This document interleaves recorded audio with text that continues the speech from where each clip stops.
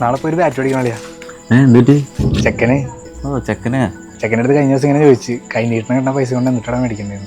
അവൻ പറയും എനിക്ക് കൂട്ടി വെച്ചിട്ട് ബാറ്റ് എടുക്കാനാണ്. നമ്മുടെ ആളാണ്. മേടിച്ചെടുക്ക്.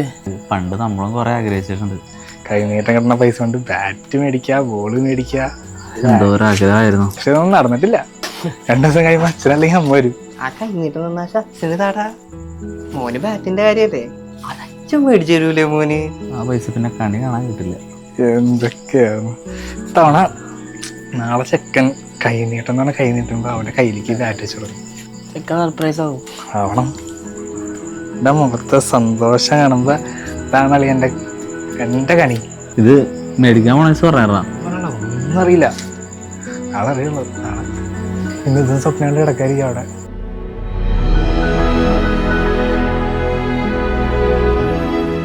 അവൻ്റെ സ്വപ്നമാണ് ഞാൻ അവനീ കൊടുക്കുന്ന എൻ്റെ കൈ നീട്ടം.